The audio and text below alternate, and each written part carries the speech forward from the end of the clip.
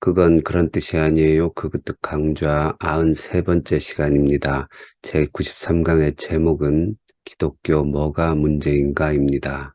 우리는 타종교에 대해서 거의 잘 모르지요. 그리고 타종교에 대해서 알 필요가 없다고 생각합니다. 이건 기독교뿐 아니라 다른 종교들도 마찬가지입니다. 종교들 간에는 서로 대화를 할수록 손해라는 마음이 있지요. 그러나 어떤 부분에 있어서는 우리가 참고할 것이 있습니다. 뭔가 절대적인 저 너머의 세계를 믿는 혹은 믿으려는 그 인간의 마음의 발현이거든요.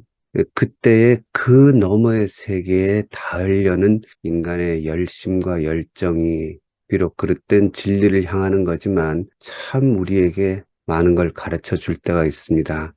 제가 얼마 전에 어떤 영상을 하나 보면서 참 많은 생각을 했습니다.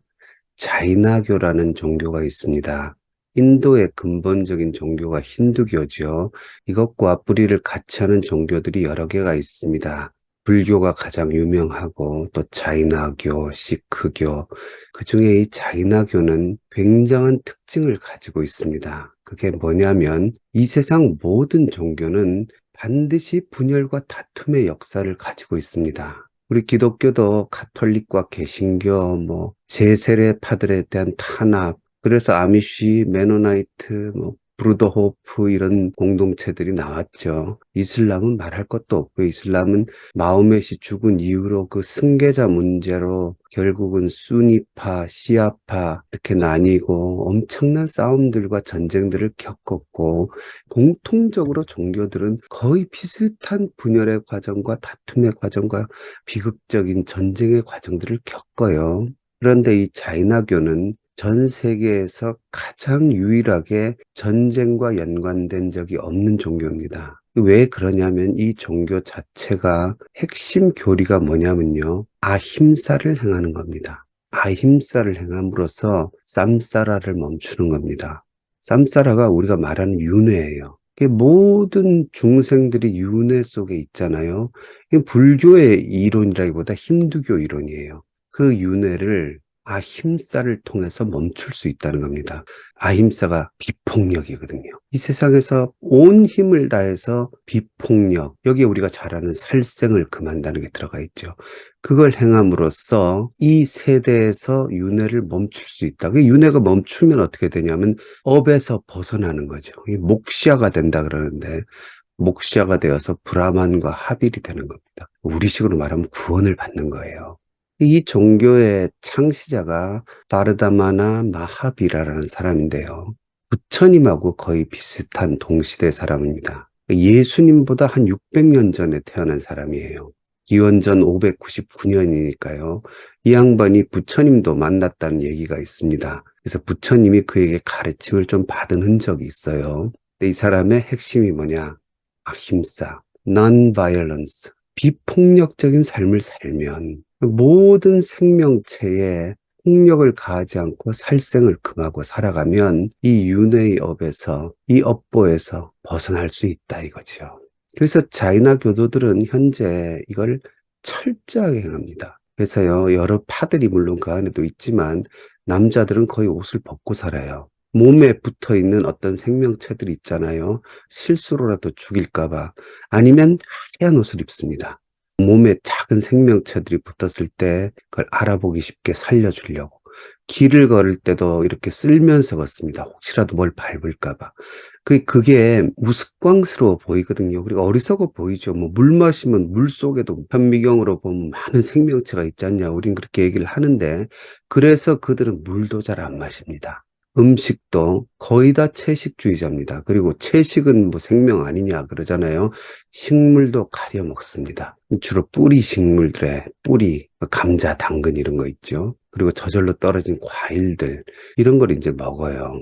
이 자이나 종교가 적은 종교가 아닙니다. 세계 14위 종교 600만 명 정도의 신자들이 있습니다. 근데 가장 중요한 거는 이 자이나 종교에 절정이 있습니다. 이트바나 살레카나 이게 뭐냐면 살생을 금하기 위해서 자기를 죽이는 겁니다. 모든 자이나 교도가 하는 건 아닙니다. 근데 자기가 원하는 신자는 10년 전부터 준비를 한다 그래요. 뭘 먹는 건 살생을 하는 거잖아요. 그래서 그 살생을 멈추기 위해서 자기 스스로 생명을 버리는 겁니다. 지금 이게 자살이냐 아니냐 현대에 와서 논란이 많지만 자이나 교도에서는 그렇게 죽은 사람을 성인으로 칩니다. 그리고 그 사람은 즉각 윤회의 업에서 벗어난다. 이렇게 생각하죠. 여기 제가 사진들을 좀 올렸는데 실제로 살레카나를 행해서 자기 목숨을 버린 여인입니다. 옆 사람들이 격려를 해주고 하는 모습이 참 많은 생각을 하게 만들죠. 30 minutes after midnight, her body goes into crisis again.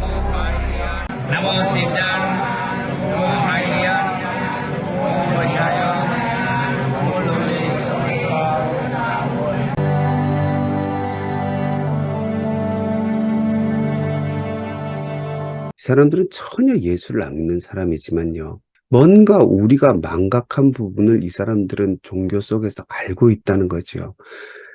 여러분, 우리 기독교의 가장 큰 문제가 뭡니까?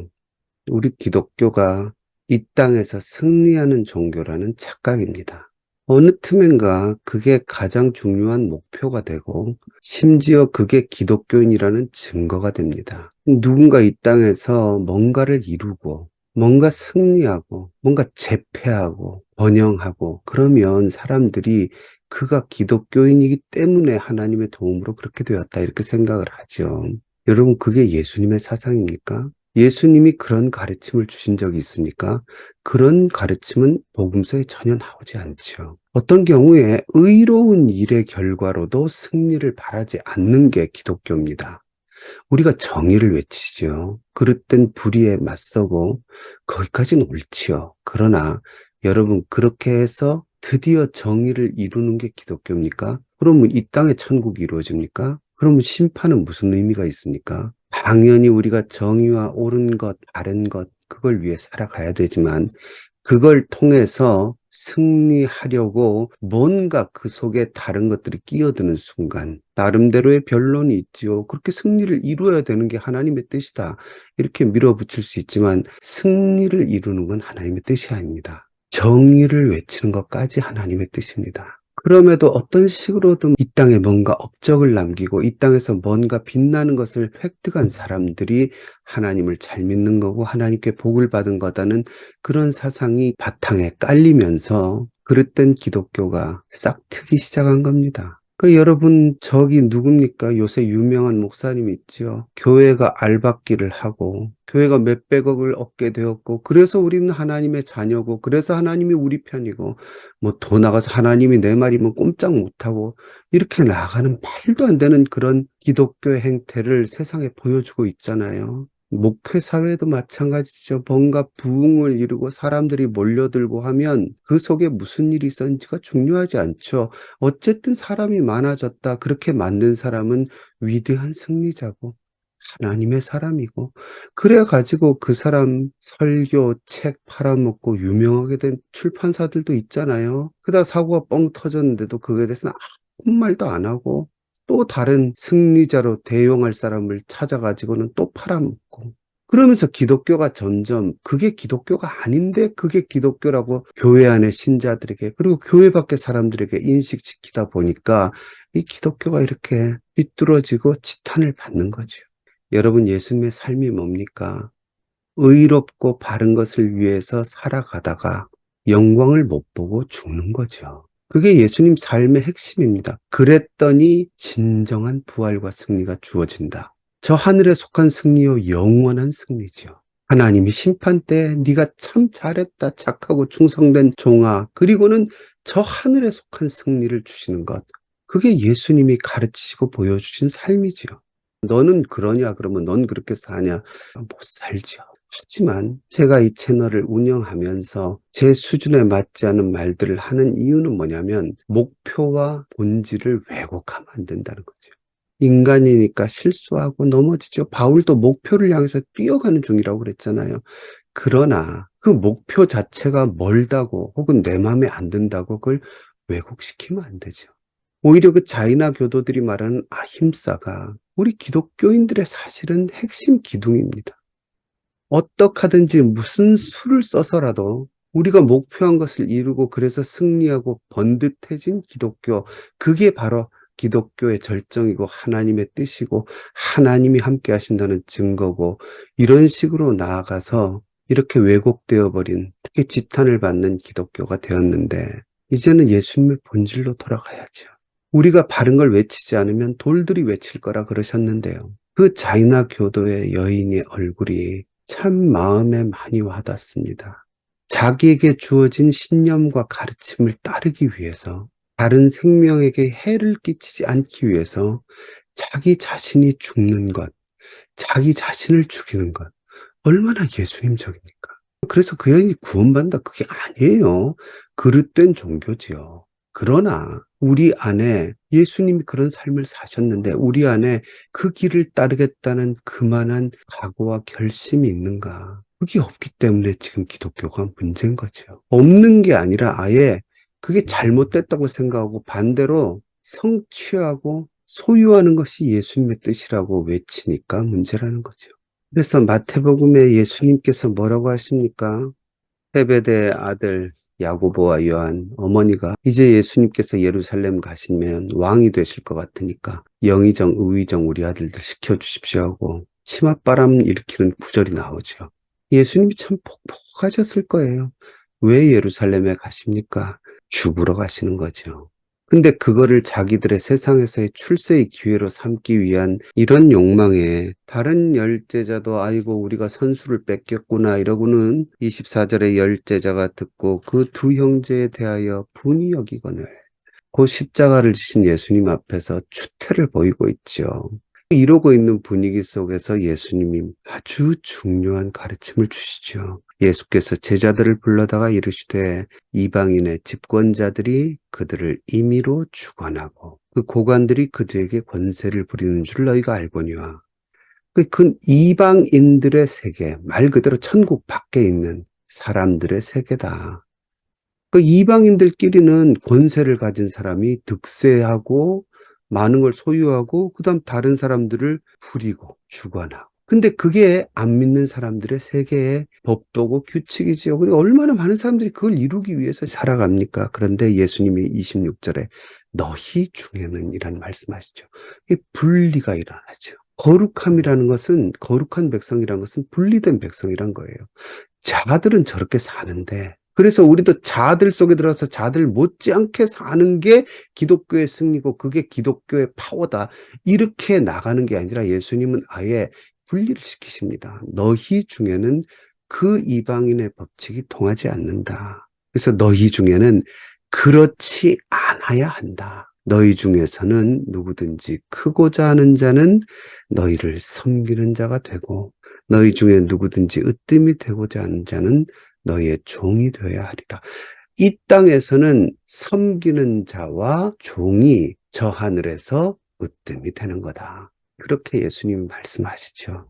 그러면서 여러분, 예수님께서 가장 먼저 그 본을 보이셨죠. 그래서 뭐라고 나옵니까? 인자가 온 것은 섬김을 받으려 함이 아니요.